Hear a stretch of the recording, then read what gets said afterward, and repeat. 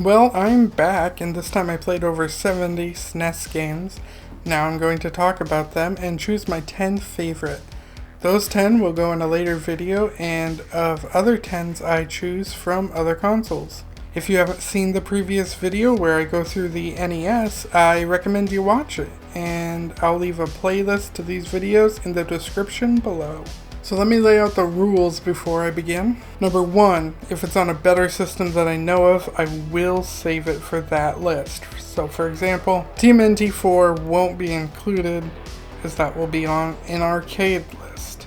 And if you want to see a video on TMNT 4, I already have one, so I'll leave a link. 2, if I know a game is bad, I won't bother with it. I'm only choosing popular games, games I've played before, or games I've heard good things about. Number 3, some games won't be on this list, like Mortal Kombat. That's because they'll be on the Sega Genesis list. So if you don't see a game on here that you wanted to, it very well could be because it's on my Sega Genesis list. Number 4, only SNES games, no Super Famicom games, just because I sadly only speak English. Rule number 5, I'll try to give each game around 15 minutes, but if I'm really loving the game, I may go on much longer than 15 minutes. Rule number 6, only one game per franchise. Spin-off games will count as a separate franchise. Alright, well let's begin. The Adventures of Batman and Robin has a solid art style, and it does its best to look like the Batman animated series. And that's very cool. But I'm gonna say that is also the best thing about this one. The gameplay was only okay. It was fine. But it wasn't amazing. Nothing that felt like a must play. The art style is really what did it for me. Batman Revenge of the Joker feels like the same game as Batman Return of the Joker on NES, but amazingly, it feels a little worse. I did not know it was possible for an NES port to be better than a SNES port, and due to the different names, I assumed they were different games, but not really. Anyway, this one did not feel worth playing. Play the NES one instead. Batman Returns for the SNES is a beat 'em up, and it's fucking awesome. Not only does it play well, but you just feel like a badass while playing it. My only issue is every other section is a battering section, and those are far inferior to the beat 'em up sections. But that doesn't drag it down enough for me to dislike it. The game is still solid, and I'm gonna say it's one of the best Batman games on the SNES. Aladdin. I had no idea this game was so good. It honestly has smoother parkour than I ever would have thought possible on the SNES. The style was very reminiscent to the film, the bosses were enjoyable, and it's honestly one of the most fun platformers on the SNES I've ever played. The Genesis version is a totally different game though, so I'll talk about that in my Genesis list. Alien 3. I don't know that I like the way the player looks, but I love the look of everything else. The aliens look and feel great. I haven't seen the film, so I don't know how close it is to the source material, but the game is not bad. It's fun, but not to the point I wanted to go more than 15 minutes. Alien vs. Predator might have some of the best sprites to ever exist on the SNES. It's a beat 'em up, but one in which you can get your ass kicked by aliens real quick if you don't move around a lot. Which does make sense because, unlike most beat 'em up enemies, these are xenomorphs, so it makes sense for them to be harder to defeat. Overall though, there are far better beat 'em ups on the SNES. Battletoads Cross Double Dragon I saved for this list, thinking the SNES version would be better than the NES version, but again I choose the NES version over this one. This version just feels harder and slower. Battletoads and Battlemaniacs, look at the size of the sprites.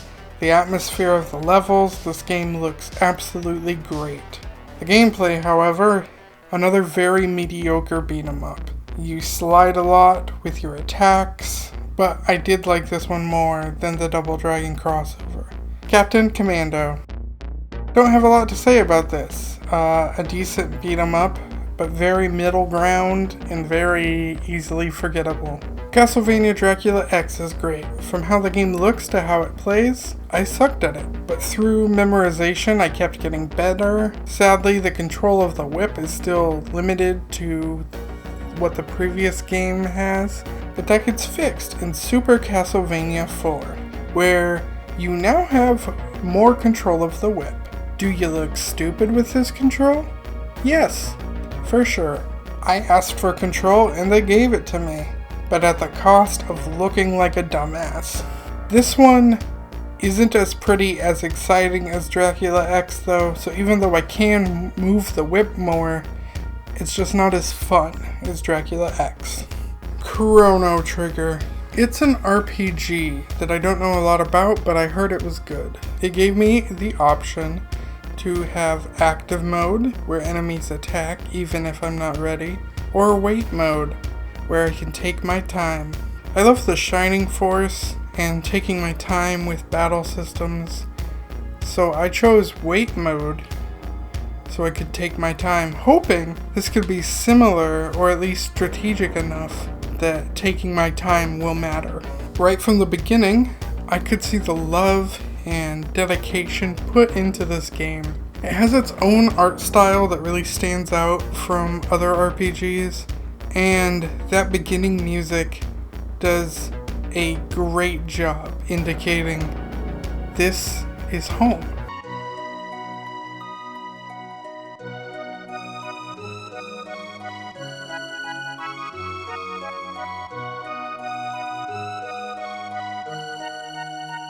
Shortly later, I'm asked to name a character, and I don't know my relationship to this character, so I didn't want to name them after anyone I knew, and just let their default names be their names. And then I explored around. I talked to people, made new friends, and started the story, only to learn that the enemies, they were not waiting for me, even though I chose wait. And here's proof, but yeah, they are not waiting. So I decided to give this a shot anyway still, but quickly found it was just me trying to hit the attack button as fast as I could, and no longer thinking or feeling like I have enough chance to even try other moves.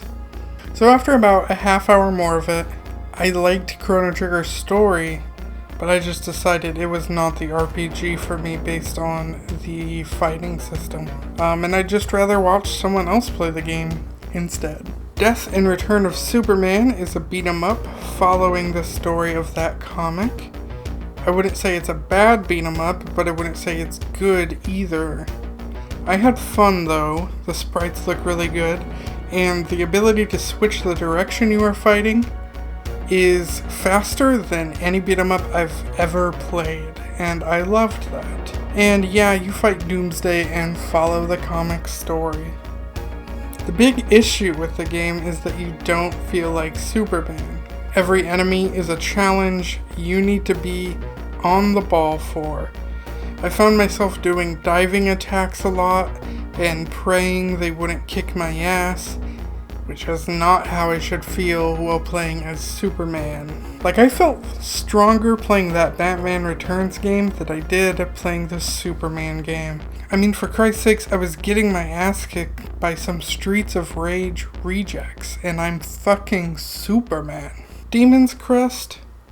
I know I said it about many games already, but I'm gonna say it again. The sprites in this game are beautiful. As much as I'm a Sega guy, I can't deny that the Snes often has the best sprites of the 16-bit era.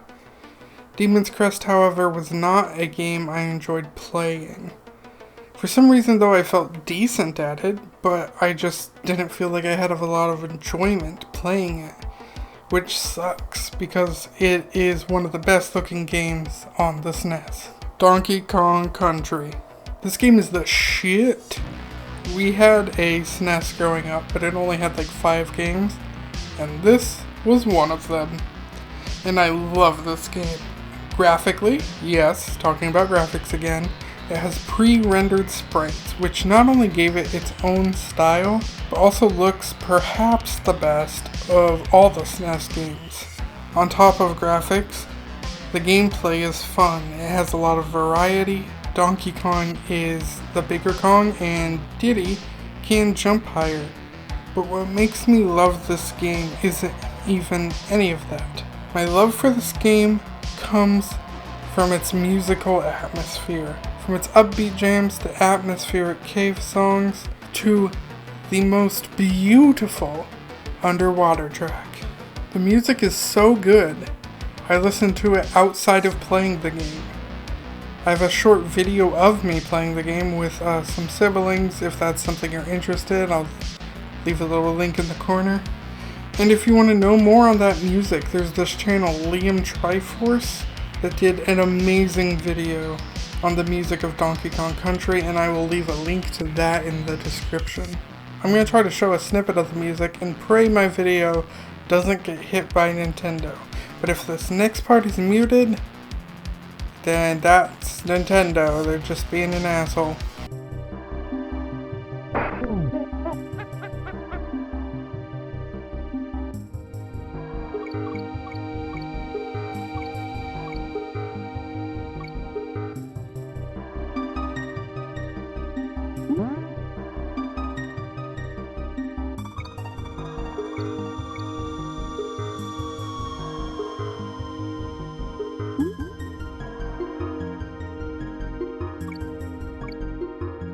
Donkey Kong 2 takes away Donkey Kong, which sucks, and replaces him with newcomer Dixie Kong.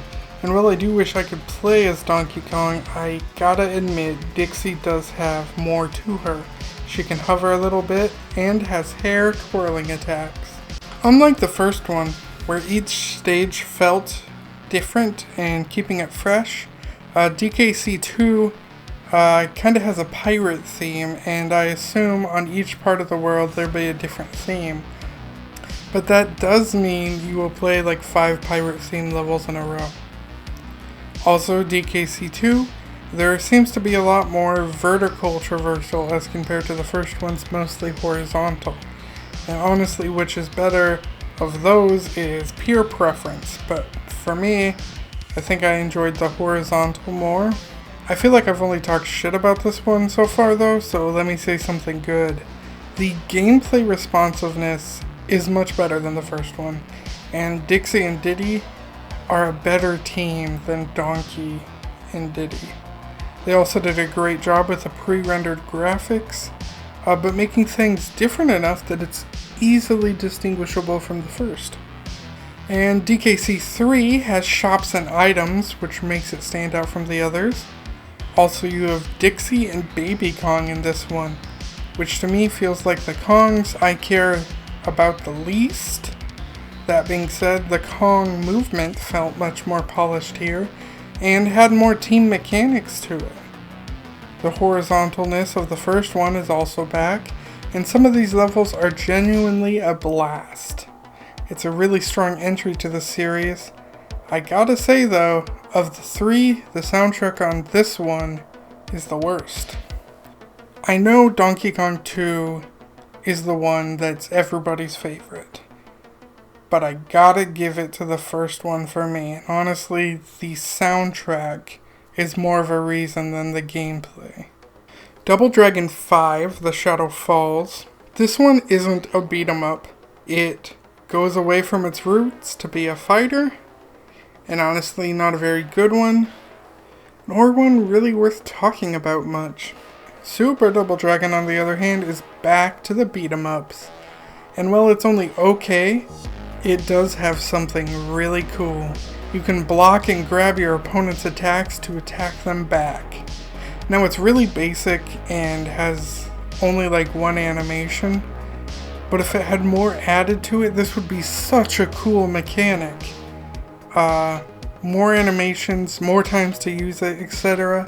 Just the coolest mechanic.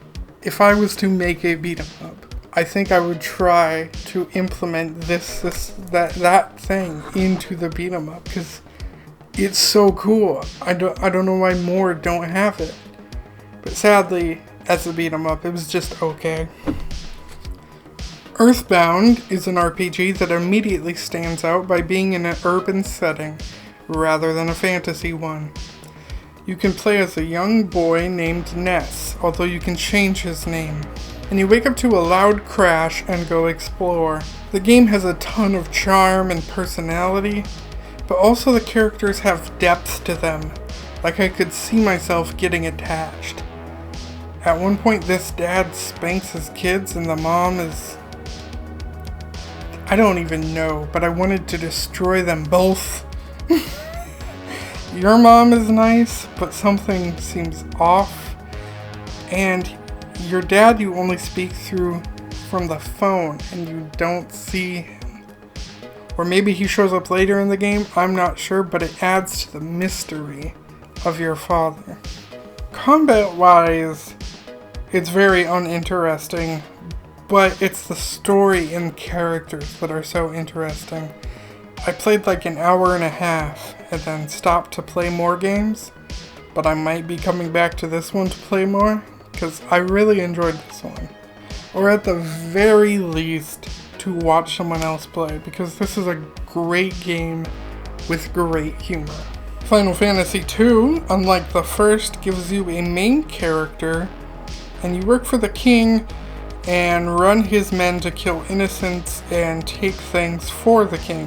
When you question him, he strips you of your rank, sends you on the mission, and if you do it, you might get your rank back. Your character is dramatic, but honestly, the story is fine. The gameplay is very close to the first one, and though it's not awful, I did not want to spend 30 hours doing it, so I moved on. Final Fantasy III. And the art style here is great and impressive for the SNES. But the combat, again, I don't want to do this for 30 hours. So I'm out. There's just got to be a little more to it. And I enjoyed it more than the second though. Its graphics, just gorgeous. Final Fantasy Mystic Quest, I lost my interest so quick. 3 is definitely the best of the SNES Final Fantasies to me. I don't even have a lot to say about Mystic Quest, just the other Final Fantasies felt like they'd at least be worth me watching someone play through them, or something like that, you know, but Mystic Quest just felt boring instantly to me.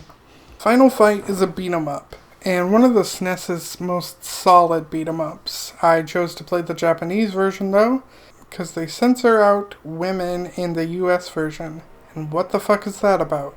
The sprites are great in Final Fight, and when you die, the continue screens are always fantastic. But not only can you not play 2-player, which is criminal in a beat 'em up, but the character named Guy, who is in the arcade version, isn't here. So they made another version, Final Fight Guy, where now you can play as the character Guy. But Cody is gone. So what the fuck was that about?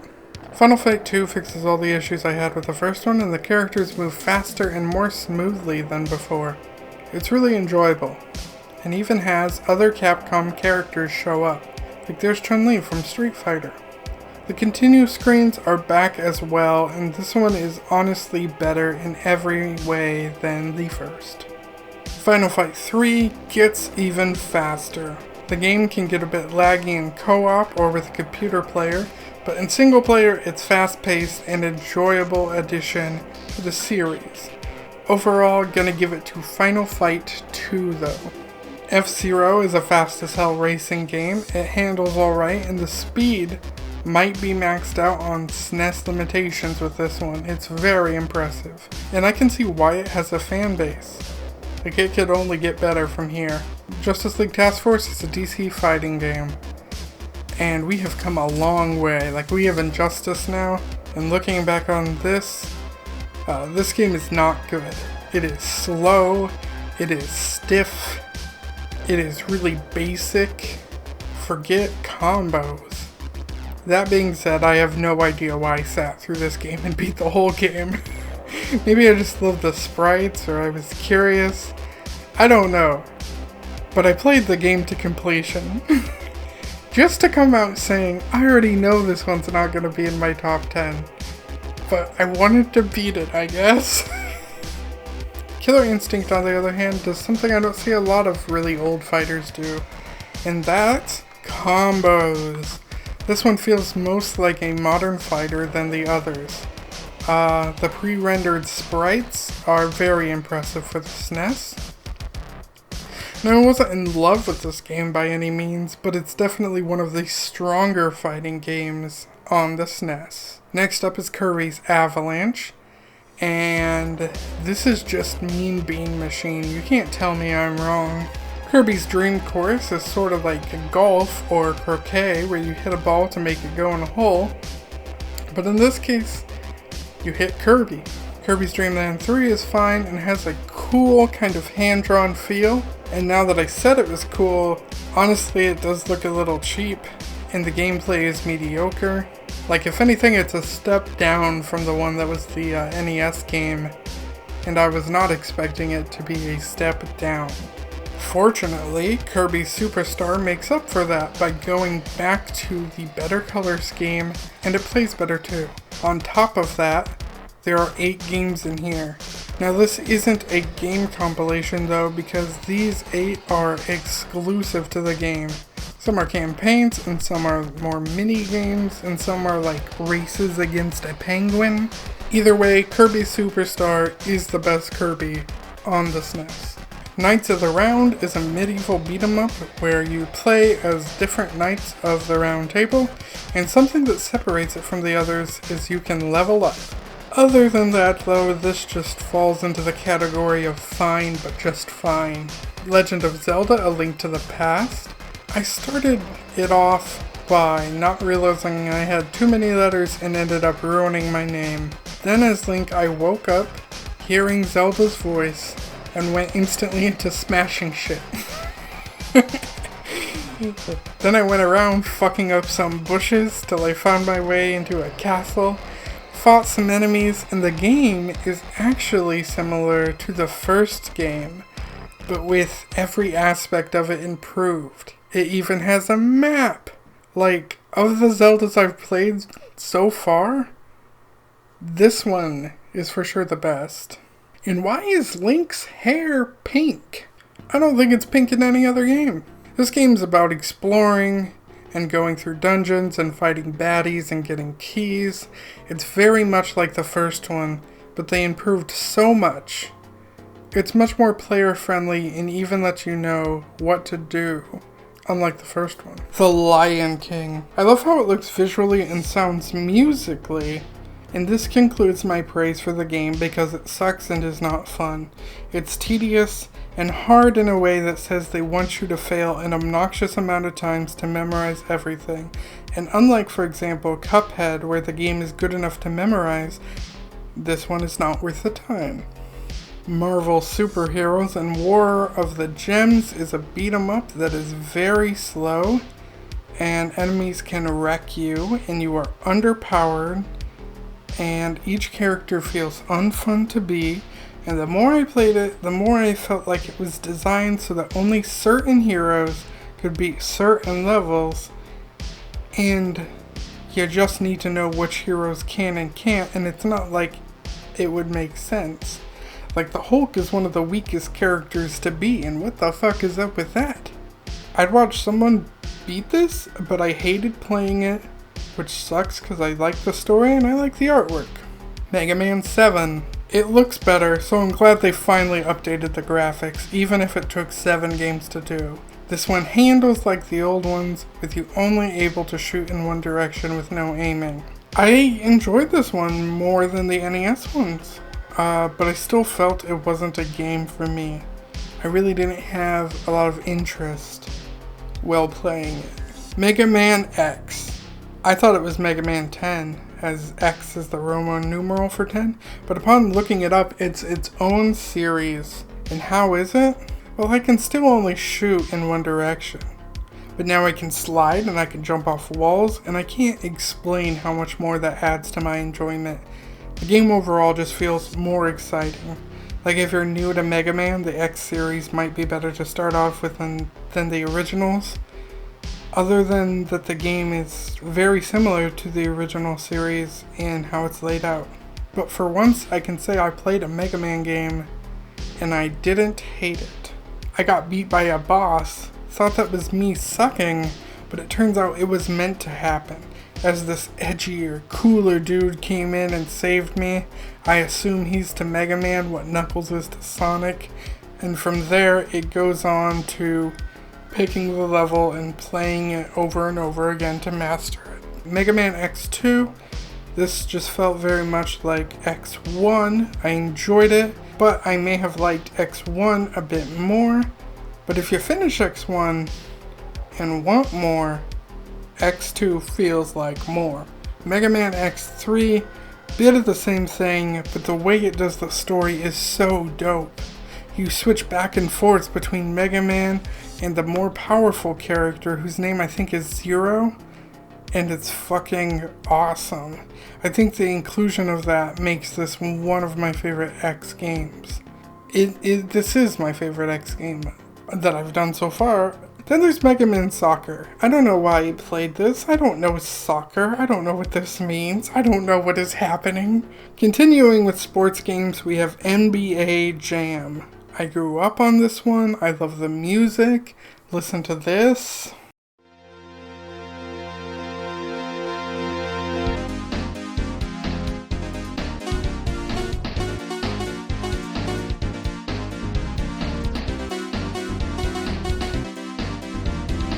That being said, why is there no music in the gameplay?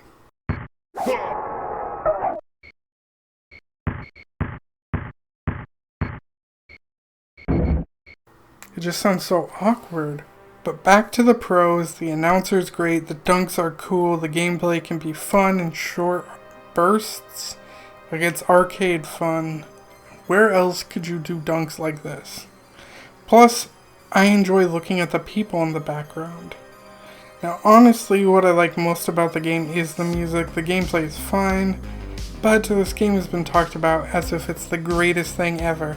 And maybe it's because I'm not a sports guy, but I think it's overrated.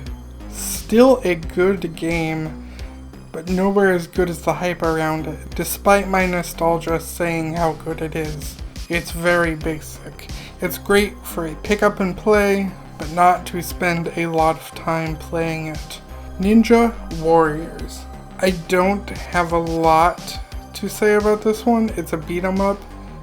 Feels like I'm experiencing lag, but I'm not. That's just the way the game is. It's okay, but just okay, and which character you choose is really unbalanced. Some characters are far, far more powerful than others.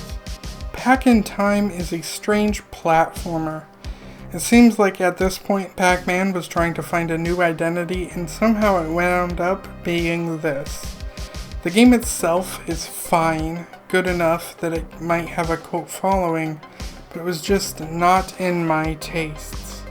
Pac-Attack is a puzzle game with a unique feature of dropping a Pac-Man who can eat ghosts. Honestly, not a bad idea. It added an extra level of excitement to the game. Pac-Man 2: The New Adventures. With a title like that, you might expect a sequel to Pac-Man, and you would be wrong. And I'm okay with that, because this game is a gem.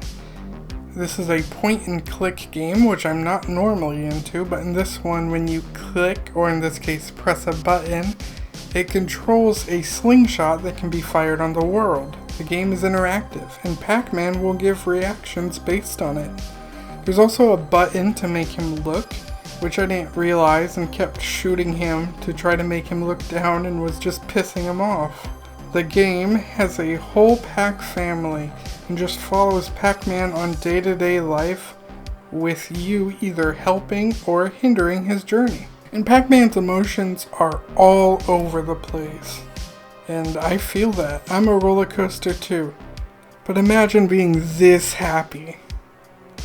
Damn, dude, he knows the key to happiness. but then he instantly forgets it when he sees a spider. But yeah, this game is an amazing experience. It's less of a game and more of like watching an old cartoon, but one in which you can interact with. RoboCop vs. Terminator. It's based off the comic, and other than looking good, I have nothing else to say about this game. It was not fun to me at all, but the Genesis version is different, so maybe I'll like it better. Star Fox. This is as close to 3D as the Snes can do. And I'm sure everyone back then was blown away. Playing it now feels dated. And even if I'm not into flying games, I know there is far, far better flying games.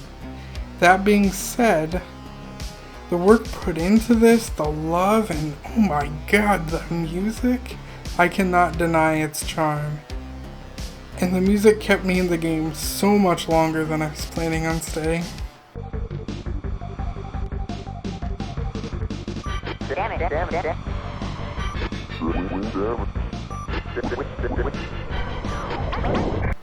Street Fighter 2.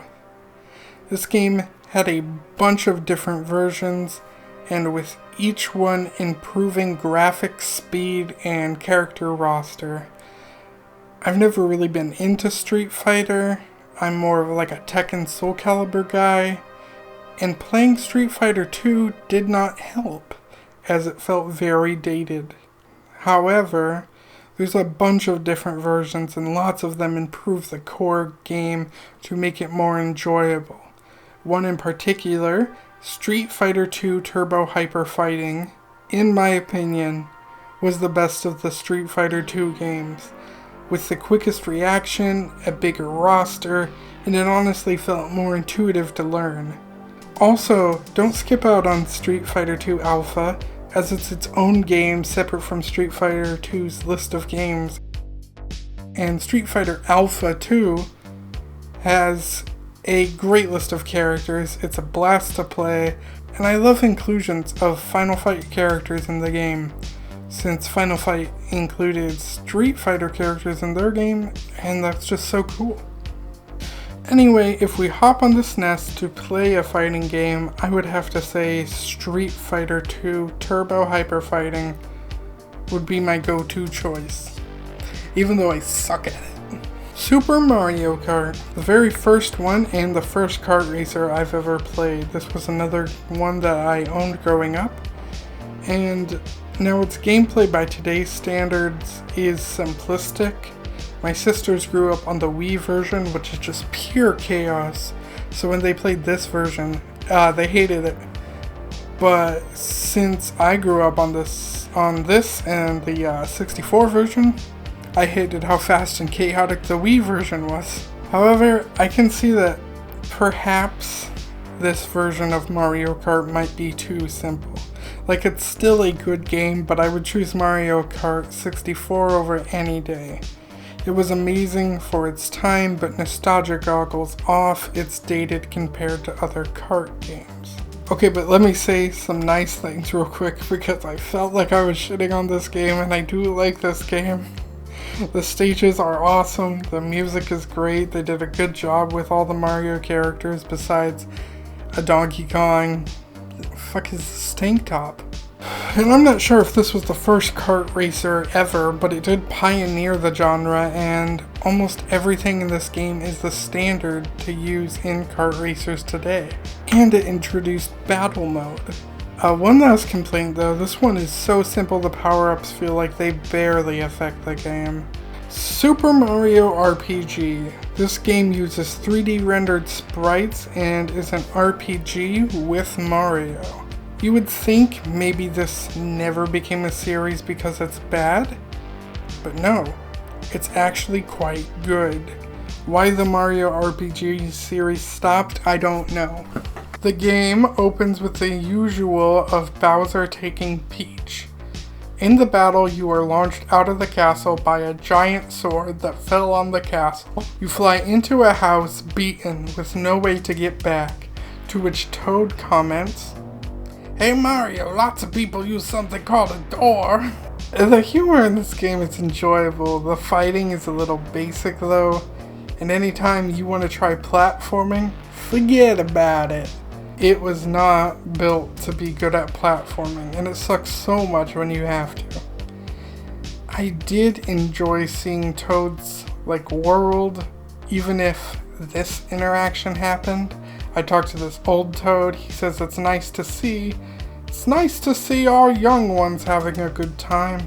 To which I go outside and see the young ones, and this kid says, "Hey Mario, let's say you and I get hitched in a few years, okay?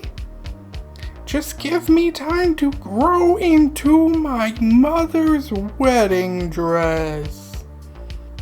Now I assume all of that is innocent and it's maybe just a kid hitting on Mario, but why would she say that, Mario? There had better not be anything happening with you and a kid, Mario. Are you hiding something? Why would she say that? Is this Grandpa in on it? Mario, have you been grooming a child? Are you the real villain, Mario? What secrets do you hide? Anyway, Mario RPG is really good and actually worth playing. Super Mario World. This is another one I grew up with. This one takes everything good about Super Mario Bros. 3 and perfected it. This might be the greatest 2D Mario game to ever exist. This game brought in Yoshi for the first time into Mario. This game has all the iconic music from Mario, and when you ride Yoshi, you even get small remixes to each song. I've logged countless hours into this game, and well, for sure it does have its flaws. The game still holds up pretty well today. It really doesn't feel dated. It's a masterpiece of a game. Gotta say though, charging chucks feel out of place. Like they're just sports guys. Also, as a kid, I did not realize these were moles. For some reason, I saw them as the heads of middle-aged women named Karen. Let me see if I can find an example of what I thought they were. Super Mario World 2 Yoshi's Island should not be called that. I remember playing this one at a friend's house and hating it because I expected it to be like Super Mario World. And it's not. Shouldn't even be in the same series. Now that I'm older though, I can accept it's just a different game. And it's really not bad. You play as different colored Yoshis taking baby Mario from one location to the next. And while I by no means love this game, it's honestly better than I had originally given it credit for. But I still hate the crying of baby Mario.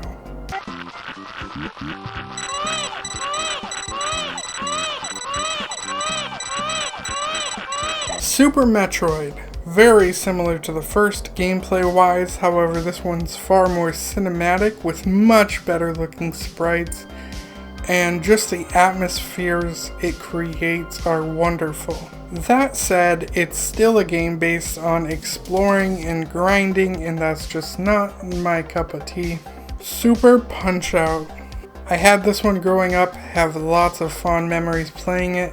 We had this really sweet dude living with us.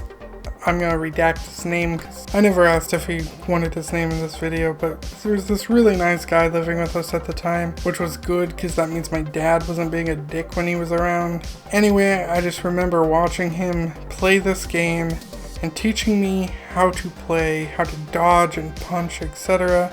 And I honestly have come back to this game every few years or so. It's a game of memorization and timing, and you would think I'd hate that based on my comments about that sort of thing, but I don't hate it. And I don't even think it's nostalgia because every Punch-Out game that comes out I'm interested in.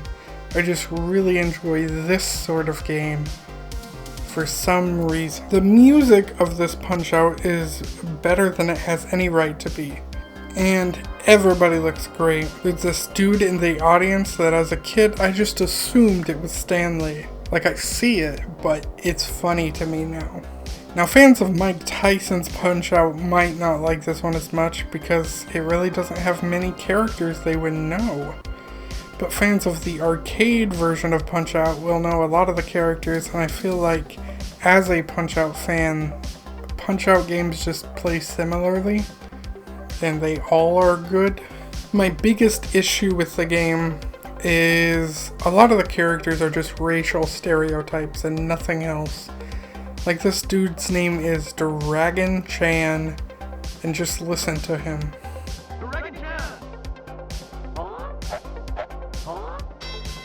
But yeah, I played this game up to this guy who kicked my ass so many times.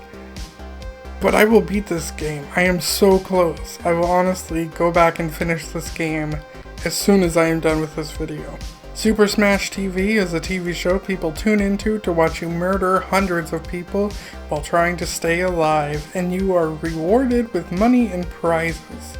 And it is so addicting to play. Like, that is it. That is the game. It is so simple, but it is a lot of fun. Super Star Wars. They are hard as fuck run and gun games following the original trilogy.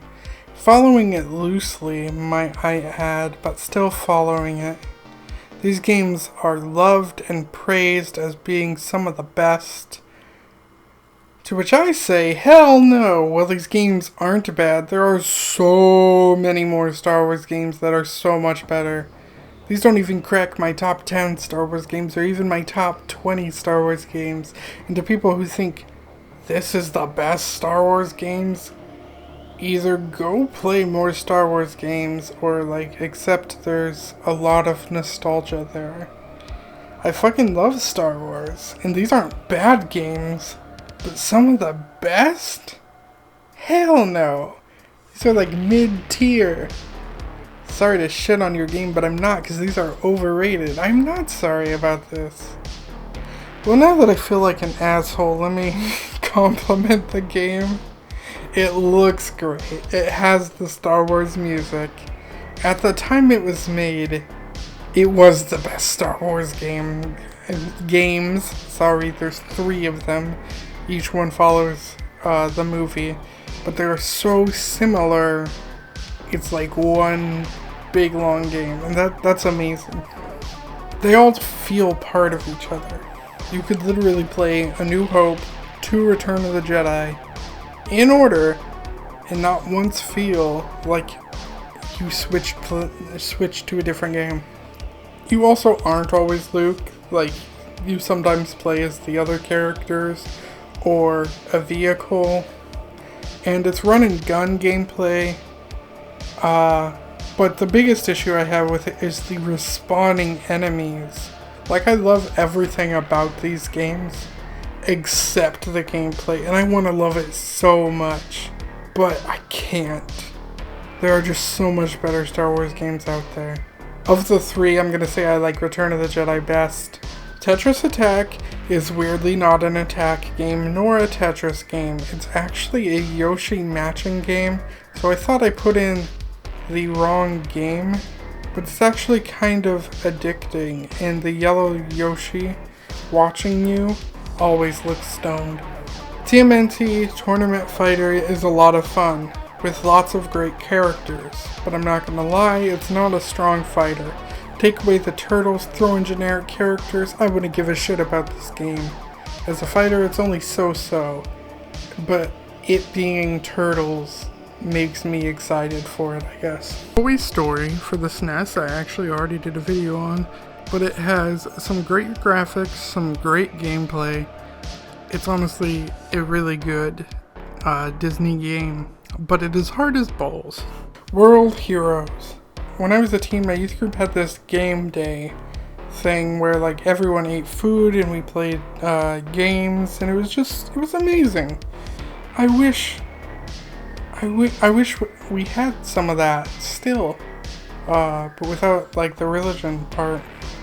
It was a very poor church, so the year was like maybe 2011 or whatever, and they only had a Super Nintendo and a tube TV, and everything else was a board game. So when I went to that Nintendo, this was the only game they had that was multiplayer. So I played it, and I fucking enjoyed it so much. the best part about it is during the fights there are hazards that can hurt you or your opponent. Now yeah, you can play without hazards too, but why? The hazards add to the excitement and I love them. I'd love them in more games. And also, I'm weirdly really good at this game, specifically with this character whose name I don't know how to pronounce. Anyway, well, I found this game really enjoyable. I'll be honest, it's sluggish, it can feel like it's lagging, and when you compare it to like Street Fighter or Killer Instinct, it just does not hold up in the same way. These games handle far better, and I think I just like this one for its hazards. World Heroes 2 adds more characters and improves gameplay. It's much faster and is the superior of the two World Heroes. You can even have it have a health bar that, based on your attacks, your health goes up while your enemies goes down. Or if they're hurting you, their health goes up while yours goes down. And that's just a really unique, cool thing. I love it, but still doesn't rank up there with like Street Fighter 2 or anything. I just wish those were options in some better fighters. The hazards and that unique health bar. X-Men Mutant Apocalypse is a beat-em-up where each character has their own level to beat and each one is ridiculously hard. I didn't really enjoy it, but it's better than Marvel Superhero War of the Gems. Yoshi's Cookie is a cute puzzle matching game. Just cute fun, but not really my thing. Zombies Ate My Neighbors is a fantastic game where you save civilians while grabbing keys and killing zombies. It has an urban setting and it can be done 2-player. This game is a lot of fun, one of the best games on the Snes, and it has awesome power-ups too. Not a lot of story, just shooting and rescuing people, and it screams 90s. Okay, so let's figure out that top 10. Alright, well here were the winners of all of those franchises, so let's just go through, and I'll figure out my top 10 in real time with you. Get rid of those. Get rid of that. Get rid of that. Captain Commando, I don't even remember what that was. So get rid of that. No, don't get rid of Chrono Trigger. That wasn't bad. Death and Return of Superman. Let's see. Get rid of Demon's Crest. Yeah, probably get rid of Death and Return of Superman. Let's see. Super Double Dragon. Yeah, get rid of that. Earthbound. Keep.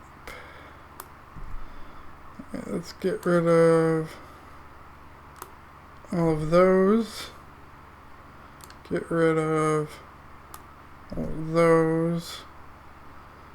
Get rid of that. Keep. Oops, I don't have Super Mario RPG on here. My bad.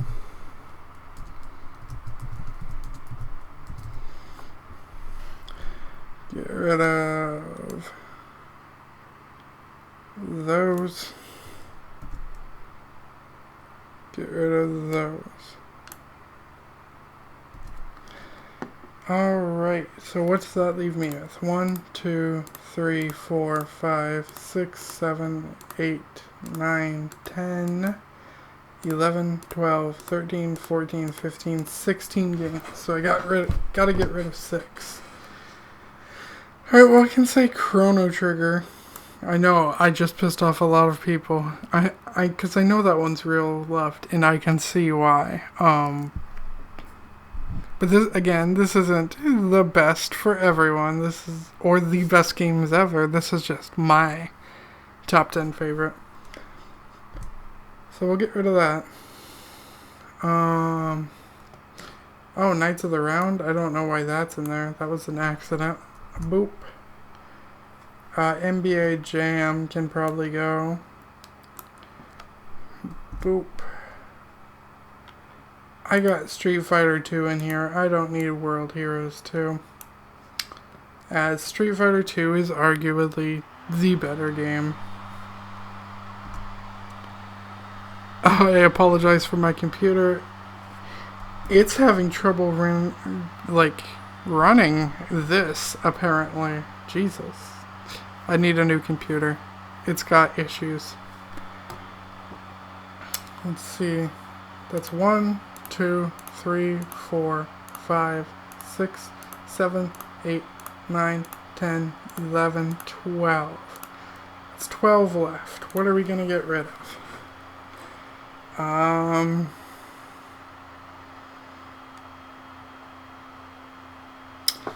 thinking Batman Returns. Like, I did enjoy it, but does it beat Aladdin or Donkey Kong or Zelda or Mario Kart? I don't think it does. So I think I'm going to get rid of Batman Returns.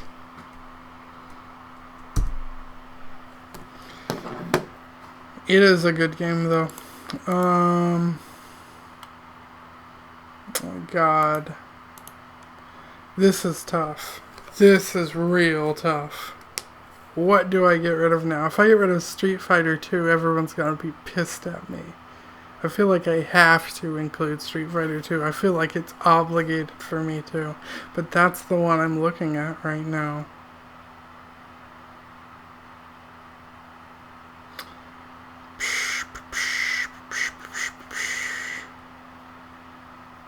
No way am I getting rid of... Yeah. Alright, be pissed at me. I'm getting rid of Street Fighter 2 Hyper Fighting. I'm sure I just... everyone just left a dislike right then and there. Alright. Well, there are my 10. Let me organize that and I'll come back to you with those 10 in order. Number 10, Aladdin. Number 9, Final Fight 2. Number 8, Super Mario Kart. Number 7, Legend of Zelda: A Link to the Past. Number 6, Pac-Man 2: The New Adventures. Number 5, Super Mario RPG. Number 4, Super Mario World. Yeah, I know, 3 Mario games on there. They're different. Not same franchise, but still Mario. Number 3, Donkey Kong Country. Number 2, Zombies Ate My Neighbors. Again, I cannot stress enough, that game is real fun. And the number 1 favorite game of mine on the Snes that I think you should play or give a try is Earthbound. It's just really good. Yeah. Alright guys, thanks for watching. Make sure to like, subscribe, and I will have a Sega Genesis one coming out